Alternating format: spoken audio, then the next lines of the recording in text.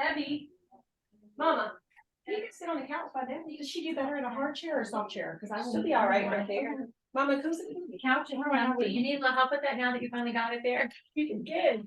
Just move the pillow. You can put the pillows wherever. I feel like.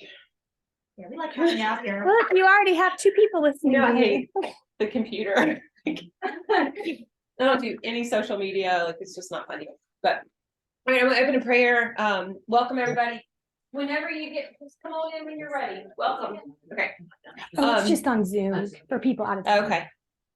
Heavenly Father, thank you for this time together, these wonderful ladies, this time of fellowship. We just ask you to come in and just bless us here in these moments, that we can give you all the glory, all the praise, and all the honor, and all of the things that we're doing right now, Lord. It's so important for us to fellowship and to gather together and strengthen in the fact that we're not alone, that we all struggle, that nobody's perfect. Lord, just help us to remember that and to make good friends today, and perhaps foster some good friendships here, and potentially help others in the things that we do today, and in the things that we've gone through, Lord. You know, we know that you don't waste any trial, and we're so grateful for that. Thank you. It's in the precious name of Jesus that we pray. Amen. So I'm going to start by saying I'm a nurse practitioner. I've been a nurse for almost 21 years. I was a nurse's aide before that. I've been a nurse prac for about 11. December is, I think, 12. Most of my experience has been very traditional Western medicine, very surgical, critical care. I even did primary care for a while and just kind of treated a pill for every ill, 15-minute visits, blood pressure, diabetes, all that stuff all day. And then I worked in a surgical practice, a lot of busy stuff like that. I got extremely burned out about 3.5 years ago. My dad was chronically ill at the time, and my son went through an injury, got vaccine injured at that time, and I watched all of the whole world completely implode with COVID.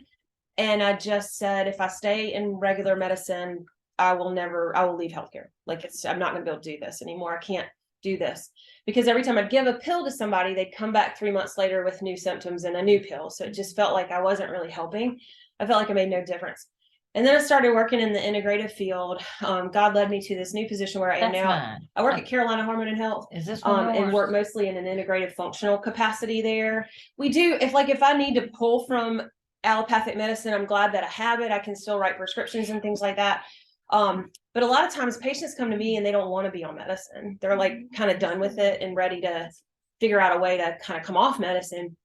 I specifically really work in hormones, but I have learned a ton since I've been there about just basic integrative functional stuff too. So today I really want to focus mostly on hormones. I'm going to try to make it kind of apply to everybody. The only thing I don't do is babies. I don't take care of babies. I don't take care of folks that want to have babies. Not that I don't mind that. And I think it's cool. I struggled with infertility. I've been through a lot having my babies. But you got somebody new coming. Come on in.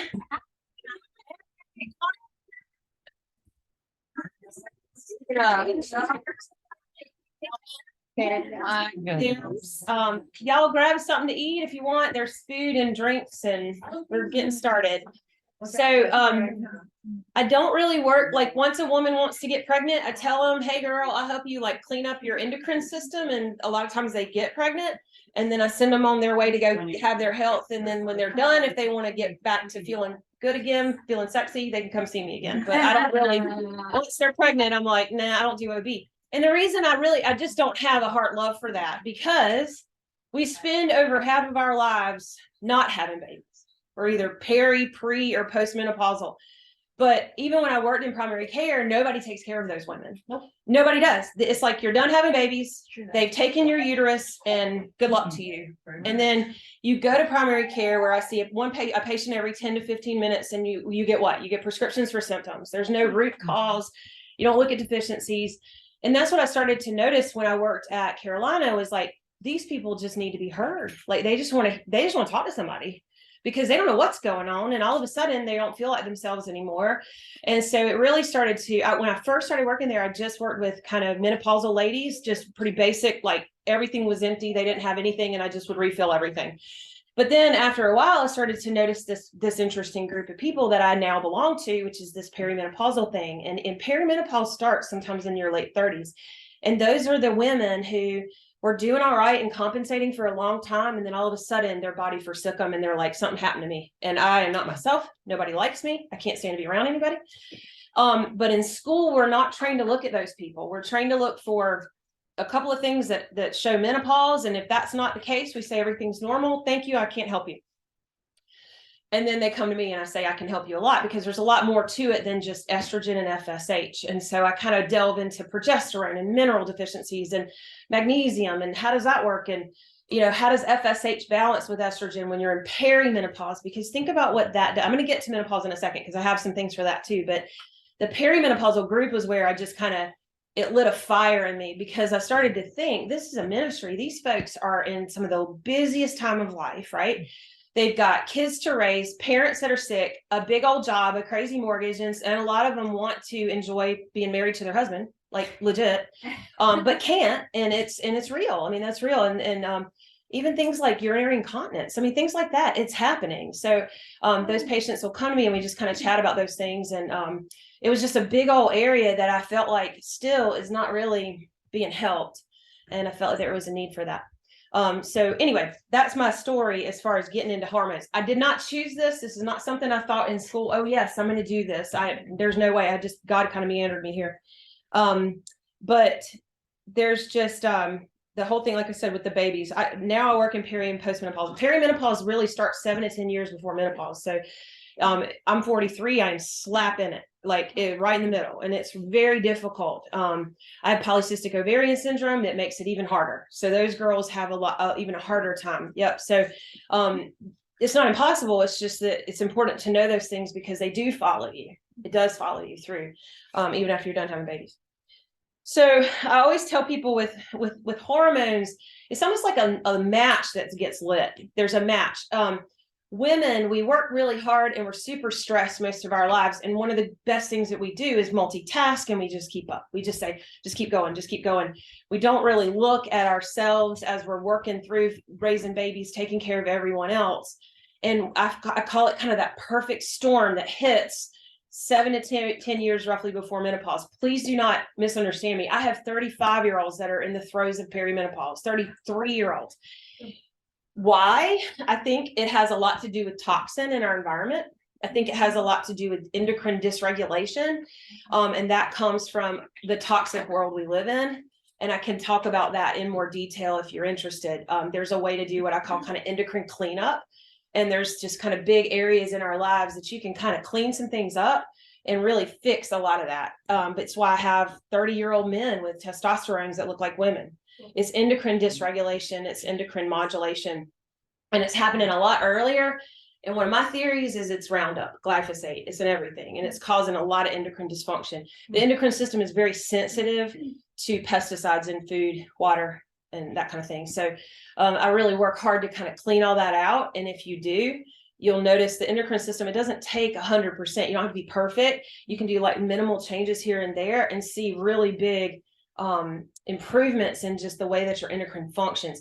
And when I say endocrine, a lot of times you think of like this big umbrella term, but endocrine affects everything. There is no way to take just thyroid and chat about that, because it's like whack-a-mole. I'll get that fixed, and then they've got an adrenal issue, and then I get their adrenal fixed, and then they've got, a testosterone problem. And we do need testosterone too, ladies. We do. We don't need as much as a man, but we do need some. And it's like, it's just a constant balancing act. I find it kind of fun and investigative, but we aren't taught how to do it in school. And that's just the reality of it. I've spent the last 3 years kind of researching on my own and figuring some things out, but I call it kind of that perfect storm that happens, really based on, kind of having babies. Babies take a lot from us. They're great, but they take what they need first. And so when you're postpartum, what we don't realize is they take pounds of minerals from your body, and you don't get them back. There is no, our food system is poor. Our soil quality is poor. Even if you grow your own vegetables, there's just not a ton of minerals in those foods that you eat. I'm not talking about vitamins, I'm talking about minerals. And so we get behind the 8 ball. And if you're like me, I had babies 10 years of my life. I was just baby, and nursing babies. And for 10 years of my life. And so they're going to get what they need, which is great. But I was left in a big old depleted state. And it just takes a minute. And sometimes you just can't get back. It's like you're behind that 8 ball. And one of my theories is it's magnesium, minerals, micronutrients. And those are the things our food system's too poor. We're just not going to get it from the basic food that we eat. And that's what makes it hard. The other kind of critical thing that happens in perimenopause is we lose a few things. It's a perfect storm, if you will. Life is stressful. We've lost a bunch of minerals. Most of the time it's from just stress. Either you've had a really crazy life, crazy career, bunch of babies, all just whatever.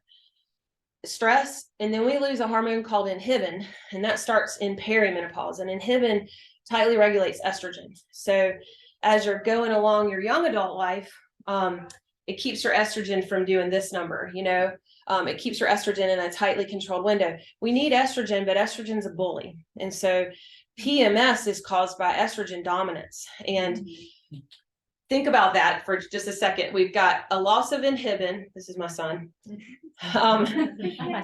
He's very cute. This is Asher. So inhibin's gone. So estrogen's doing this number, just kind of day to day, hour by hour. Estrogen's moving all over the place. When we're cycling, estrogen and progesterone hang out like this. And progesterone's always a little bit lower than estrogen, but it's about a 10-to-1 ratio. That's very like a therapeutic window. But we get to perimenopause and this is happening. All right.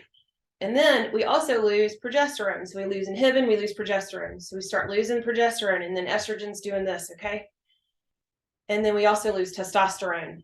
And those are the things we're not taught in school. We're taught estrogen and FSH. As long as those look good, there's nothing I can do. Here's some Lexapro, here's some Ativan, here's some Ambien, here's some ADHD medicines. I love that one. I have adult onset ADHD. I'm like, really? Really? Like you lived your whole life. Like you got a master's degree, you ran a business, you raised children, you have a mortgage and a marriage, and you all of a sudden develop ADHD. You did not. You're in perimenopause and you lost progesterone, you lost inhibin. And that's what happens, because when we're normally cycling, this is what happens. Right before our cycle, we drop progesterone slightly, ideally. Now, some girls, PMDD, everybody ever heard of that? No. Premenstrual dysphoria, those patients who have really wild PMS, my theory is their whole lives, they typically, if you interview them, they've had a lot of miscarriages, they lose babies early on. They don't do well with that. And it's because they start like this. Progesterone's low from the start. And those are the people that need progesterone like crazy in their first trimester to keep a baby. You don't have to earn that with me. I'm like, you've had it. I don't know why we have to earn that, but we do. I digress, because that was my problem. I lost babies because of that. Anyway, so when we go along, this is ideally what's going to happen right before our period. We have a little drop in progesterone. If we're not pregnant, you have a period and then it starts back over again. Now, I just told you in perimenopause, you're doing this. But this right here where you dropped a little, that's PMS, all right? I just told you progesterone's this and estrogen's doing this. So the days that you have estrogen that can be as high as 800, I've seen perimenopausals come in one time at 800. And even if you've had a hysterectomy and still have your ovaries, you're still doing it. Your body did not get the memo about your uterus, okay? It doesn't. You're still doing that underneath it. All right, so I've got ladies who come in with partial hysterectomies and I look at their labs and they're still doing that thing. And I'm like, we got to balance you, because they come in and they're like, I'm just not myself anymore. I don't know what's wrong with me. And I'm like, I do. You're estrogen dominant and you're miserable. So we give them some really good, high quality compounded micronized progesterone at bedtime. And just like that, I mean, the next time I see them, they're like, I felt like a totally different person the first night I took it. And I've had people come in with PMDD who were diagnosed bipolar. And I literally give them, I give them their progesterone they've needed their whole lives. Yeah. They come in the next time, a totally different person, bawling. And they're like, I felt like a different person the first night. And I'm like, I know, I'm sorry. I'm sorry that nobody taught you that and nobody talked about that, because that is the reality of what's happening. Because we're not taught in school. We're taught in school to be terrified of hormones. There's definitely some fear there. So in school, we're just taught hormones are bad for you after whatever. I don't know. It's just some craziness. But we write birth control pills like water your whole life, and that's fine. But it just doesn't make sense. But the only hormones I ever advocate are aromatizable micronized progesterone. I don't do any synthetics, and I would never They're recommend that. bioidentical. Yeah, bioidentical. Either a compounded cream, troche, I do pellets, all of that I could speak to in more depth if you ever wanted to talk to me more about it. So that's perimenopause. And then all of a sudden, over time, you know, you do lose estrogen and you lose your FSH and all that. Everything just kind of goes to zero. Ideally, I catch those ladies kind of in that perimenopausal window and get them started on a decent progesterone kind of balance and teach them about that progesterone estrogen dominance thing. But the biggest thing I tell them, listen, the reason this whole thing started was minerals. Like it was micronutrients, it's minerals, it's all this deficiency that you have. And so I've become a big old supplement snob. It's just kind of what I do now. So I have the luxury of just sitting down and being like, I don't like that one. I'm real picky about supplements that I recommend because everybody's got a supplement now, right? Like it's like you can go learn about supplements and everybody knows about supplements. If it's not something that's food, or it doesn't come from the earth, I'm real skeptical about supplements. Vitamins, I just don't, my husband's a dietitian. I'm just kind of partial to the fact that I don't feel like we need a lot of vitamins. We need micronutrients. We need minerals that come from the earth and magnesium. I'm a big fan of using magnesium in large volumes. We are so magnesium deficient. I have some different options of supplements we can look at too. I haven't kind of set aside my favorites. But so people always ask me, well, what do you recommend? Like what supplements? I just need a pill. I need the one that I can do. And I'm like, if I could send people out, it would be Juice Plus and minerals. That's it. And then I'm like, we can talk more later because it's just too much. And then I get them on some progesterone and then they feel better. But testosterone drops too. So that's the other little piece that we don't really talk about. It's like women don't need testosterone. I thought that too. I've been in healthcare for 20 plus years. You know, I was like, oh, it's fine. I don't have my testosterone's 7. I'm fine. And then on the lab, that's normal. But I don't live in a world of normal. We live in a world of optimal and balance. And that's the way I look at it. So a lot of patients will be like, well, what's a normal estrogen? I'm like, I don't know. What's normal for you is not going to be normal for you. And it's going to change 5 minutes from now. And what's normal for her, it's not going to be normal for her. And it's about to change. And the endocrine system is a supply demand system. It works on feedback loops. So we secrete hormones from our brain. They talk to organs. The organs make certain hormones and shut that system off. Like old Christmas lights, you know, they like talk to each other. And those change every couple of minutes. So I work in a world of endocrine mimicry. I want to mimic what your endocrine system did when you were young and you felt great, right? And so that's where thyroid comes in. Everybody asks me about thyroid. I'm a huge advocate for thyroid, and people are so undertreated. They're underdiagnosed and they're undertreated. One of the biggest codes I use when I'm working in my clinic is subclinical hypothyroidism, because their labs look fine, normal, right? They feel terrible. They have every thyroid symptom in the book because their labs are all at the suboptimal end of normal. I think of labs like a bell-shaped curve. So the middle is an average place. My question is why in Western medicine are we cool with below average on things? Why do you have to earn your thyroid ticket? I'll be like, you don't have to earn it. Your T3 looks like crap. I mean, it's 2.4. Normal's 2.4 to 4.2, but because it falls in that normal category, that's what we're taught in school. It's like hard and fast, normal. And the same thing goes for testosterone. We treat testosterone in my clinic all the way to 200 for women. Mine was 7 when I checked it. And I was 40 when I started that job. I've got 35-year-olds with, single digit testosterones. And again, it goes back to that endocrine dysfunction thing, endocrine modulation thing. So testosterone is as different as you can imagine. I've got some ladies that want to be right up there at 200. And I've got some ladies, if I put them there, they're miserable and hate me. So they'll always ask me, what's the normal testosterone? I'm like, well, what's normal for you is probably going to be very different than the 75-year-old in the next room. Right. So maybe not. I've got some of those too. So everybody's different. It's all about symptoms, all about kind of optimization.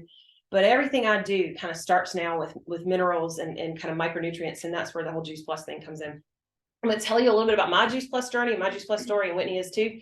But we've been using it for 5 years. Yeah, I started when Ezra was born. And so 5 years. And then it didn't start out as something that I was going to recommend to others. I thought it was a good idea. I was like, I missed what you said. Juice Plus. Juice Plus is what I kind of use, and it's fruits, vegetables, and berries in a capsulated form or in a gummy form. And I started kind of circumstantially. I had my baby, my last baby. I had 4 kids. All my kids were just always sick, kind of that normal sickness growing up. And then when I had my last baby, my friend was adopting a baby, and I was going to donate breast milk to her. And she said, she was a nurse practitioner, and she said, hey, I'm going to buy you some Juice Plus. I want you to take it because I want my baby to get it, but you'll get benefit and your babies will get benefit too, because they get free gummies. And I was like, sweet, sounds good to me, whatever. Fruits, vegetables, whatever.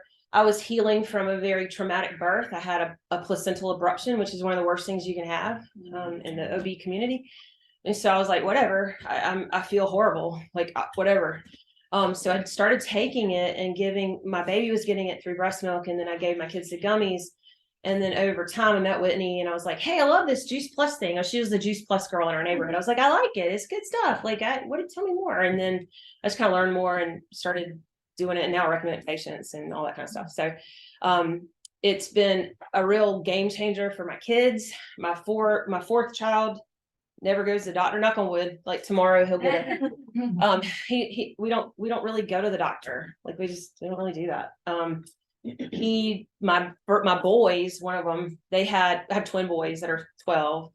And I didn't know about Juice Plus back then. They were the ones that had ear infections constantly, tubes, all the nonsense, so many antibiotics. I just did what I thought. I didn't know. Caden, one of my oldest, had reactive airway, all that stuff.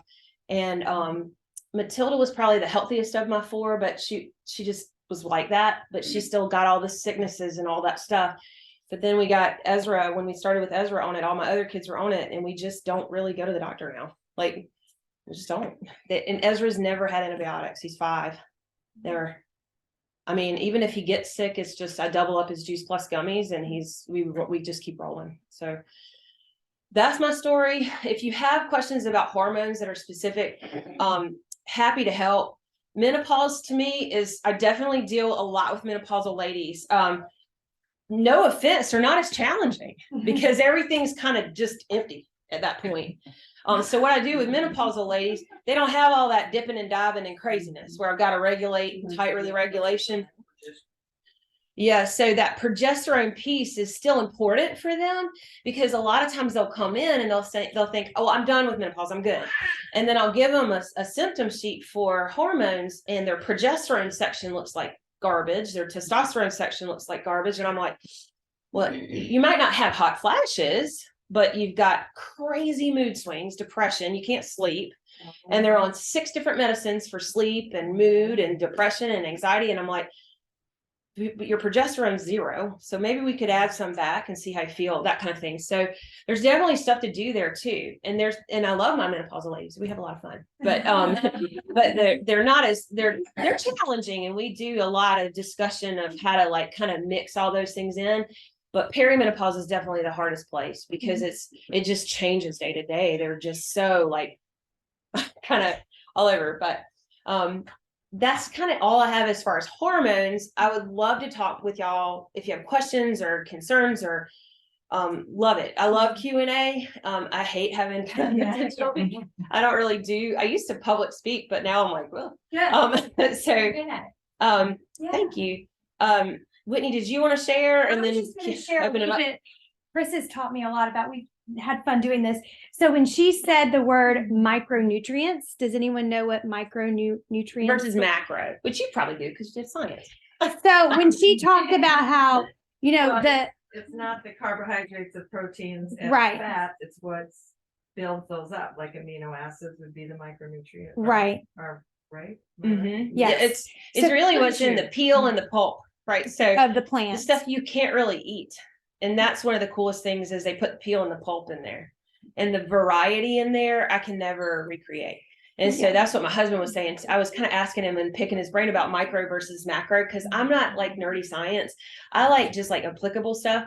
And so he's really good at like the real specific scientific stuff. And he's like, well, micro is not carbs, it's not protein. He's like, and it really, you have to have those to do all these kind of cofactors and Krebs cycle. And I was like, oh Lord, you're getting into physiology, like I'm out of here. But he's right. And he said, I think, I kind of just asked him, I said, what's the biggest selling feature for you on the Juice Plus thing? And he said, it's the peel and the pulp. And he said, it's the fact that you can't eat all of it. You can't, there's no way we could go. And we try. I mean, I buy a lot of stuff, but So when you say you can't eat all of it, you're taking in the things that, okay, let's break it down to an apple. Mhm. yep, You eat the pulp and you eat the peel on an apple, yep, but so. Like a lemon, sure. Like Okay, so like a lemon, lemon. orange You would eat the peel. peel We would eat the peel on or that, an okay. orange. And just an aside, And those other Right. foods or whatever that Yeah. you don't get the. The whole Nutritional nutrition value. value. Mhm. Yeah. plus if you buy it in the store, even if you're buying organic, that food's been sitting there a while. So it's just losing all that good stuff. The other thing that I do want to say is like with the whole COVID and all the immune system stuff, when we were all recommending vitamin C, ascorbic acid is not vitamin C. So those are Yeah. very, very different things. Can you explain that? Yeah, so ascorbic acid is what you're going to get if you buy something like Emergency, those little powders, and they're fine if you get a pretty high quality one. I'm real picky about that. I like for my supplements need to be non-GMO, organic. The reason that matters is that that glyphosate Roundup thing, right? So that's important. Roundup's great, man. We use it to kill weeds, but when you put it in your body and it's killing your good biome and it's killing your endocrine system and kind of everything else that goes with it. I used to say that Roundup was killing us slowly. It's not even slowly anymore. You can see it. I can see folks who eat a lot of processed foods and that highly processed thing. What was I saying? Oh, so ascorbic acid. So ascorbic acid, a lot of the ascorbic acid cheap stuff you buy over the counter at say Walmart or even Amazon. I'm sorry, don't throw something at me, but you just don't know what you're getting. And a lot of that stuff is imported from overseas. It's just what's in that bottle and you're actually putting in your body is not what's on that label. That's one of my biggest things. And it's probably made pretty poorly. You're probably getting a lot of filler. So that's important too. And ascorbic acid. So whole food vitamin C is something very different than ascorbic acid. Do I recommend ascorbic acid? Yes, I do. When you are sick. So if you are actively sick and you want to take big old doses of ascorbic acid, vitamin C to bowel tolerance, like that's a lot, to like bowel tolerance, that's cool. But once you're done being sick, don't stay on that because it will mess up all of your other cofactors. And for me, it's copper deficiency. I can talk all day. Like this is what I love to do, but copper is really one of those things that a lot of us are deficient in. We thought it was zinc. It's not, it's copper. And people who have zinc deficiencies are actually copper deserts. I could go all day. I'm not going to digress in that, but I could. But whole food vitamin C is something that you need to take every day for immune health, right? So that's what is hard to get. And the best place to get whole food vitamin C is either in lemon peel, the most potent, most potency is what you're looking for, or camu powder, which is not easy to find. Camu powder is a real bitter fruit from like South America. I do buy it, I have it, but it's real bitter. You can throw it in smoothies and things like that to just kind of boost things up. But Juice Plus has lemon peel and everything. So, Or cherry. and cherries, Yeah. acerola cherry powder. That's the other one. It's so much easier to get it. Mhm. Yeah. So she was saying the micronutrition. So where we have connected and just really enjoy helping people is that we know that all of our systems, whether it's hormones or immune health or your gut, we need a foundation of micronutrients. So that's your good whole food nutrition. And like Chris has said, because our soil is depleted, because that means that our food is not as nutrient dense as it was 50 years ago, because our food is having to travel farther. It's just really impossible and challenging to eat the quantity and the variety and the quality that we need every single day. And so that's where the Juice Plus solutions come in. And that's why she recommends it as a foundation. And she's always told me this. She's like, we all have to start. You have to start with a foundation and then you can build upon that foundation. But if your body is nutrient deficient, then it's hard to you're just kind of filling random holes. Well, you're treating symptoms. Right. You're not treating issues. So I'm a big root cause person. I tell people our body system, if you think of a plant or a tree, I try to grow things. I'm not that good at it. I'm trying. Okay. But if you're looking at a tree and you start seeing dead leaves on that tree or weird disease leaves on that tree, the first thing we think of is like, okay, soil, water, fertilizer, like what's going on, sunlight, right? We don't go over to the tree and spray paint the leaves green, but that's what we do in allopathic medicine. We just go over and we spray paint leaves green all day. It's that pharmaceutical model. Nothing wrong with pharmaceuticals. Listen, I'm grateful we have them. I am.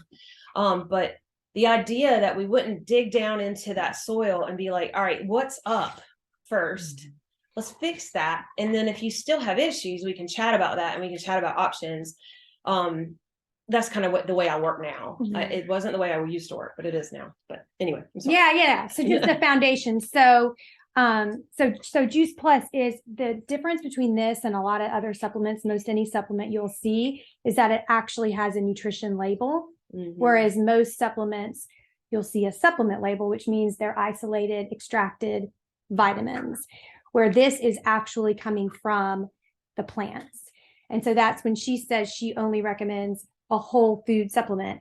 That's what, that's what Juice Plus is a whole food foundational supplement. So just our family story. I'm a wife to my husband, who's a worship pastor. I think I told y'all out near Chapin, and I'm a mom to 4. They are 12, 10, 8, and 6. And a friend shared with us about Juice Plus 8 years ago. And I was an overwhelmed, exhausted, right in the middle of my 30s, mom to 2. And they were just constantly sick. We were in and out of the pediatrician's office. My son was on steroid cream for eczema, seasonal allergy medicines, and an inhaler for asthma. And so I had just been praying for an answer because I was feeding them well. This doesn't replace eating good nutrition. This bridges the gaps. And so I was feeding them well, doing my best.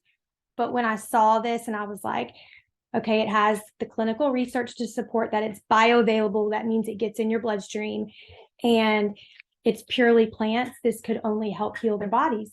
So we started Juice Plus 8 years ago and we've never looked back.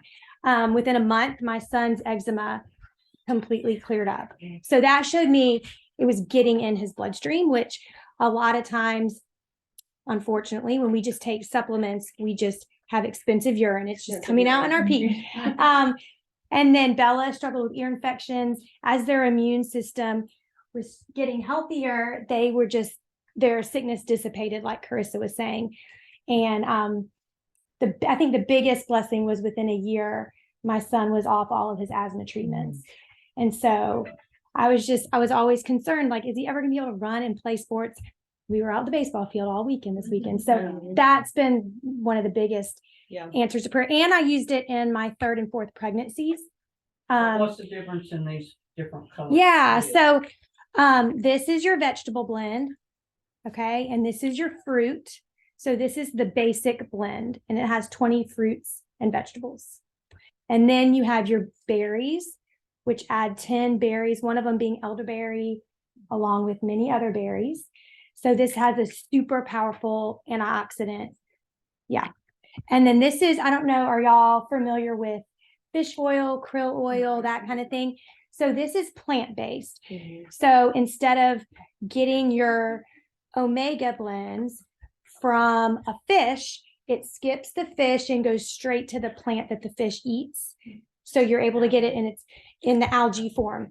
Yep, it's algae based and it's a full spectrum. So a lot of times we'll just be taking an omega-3, but we need all of them in order to work simultaneously together.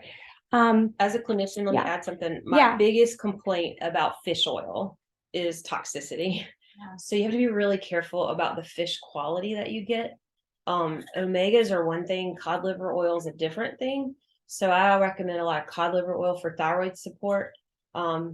And then the omegas I like for heart and brain support. So I do both. But toxicity is a big concern. And that's why this one's a lot cleaner. So fish can be really gross. I mean, you have to be really careful. There's only a few fish oils that I recommend.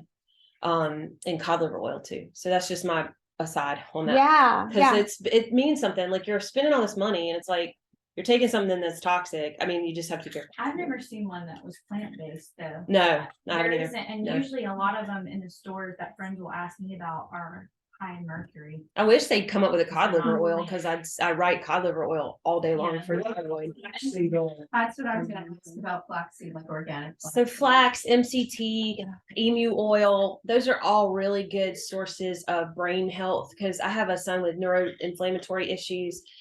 So we do kind of all of the above. He takes double omegas, cod liver oil. And so it's all about those omegas. So getting that good brain. So ADHD kids, kids that tend to have any neuro issues like neurodevelopmental problems like tics, nervous tics, Tourette's, seizures, all of that kind of stuff. You really want to coat their brain with lots of good, healthy omegas. So I also love those omegas. They're my grab. I struggle with anxiety. It's the devil. It really is, like legit. Trying to steal my purpose, but I struggle, and it's something that I've learned to recognize as I've gotten older, and forgive myself, and kind of let myself off the hook. But when I'm struggling with anxiety, my go-to is I grab double dose omegas and magnesium. It is life. I can't take SSRIs. I don't want to. What are SSRIs? Lexapro, Paxil, Prozac, Celexa prescriptions. I can't take them. I've tried. So I've found so much just freedom in not having to take those things because they change So- your brain chemicals. Everybody's different as far as which one of those you need. Is that? well, it just depends on what you want to invest in. You're gonna be your basic blend. Yeah. For an adult. Are these a distributor product? So we are a partner with the company. Yes. So this is a basic blend. The awesome thing about the company is they want to help families and they want to Mhm. help us get our entire family have a foundation there. The company's been around 50 years. So we have a lot of clinicians that we get to partner with and work with because they want to be able to recommend a whole food product to their patients. And so Chris is one of the many that we They get have to them partner at with. South Carolina Integrative. They're in the Yeah. the lobby. I'm like, there's Juice Plus.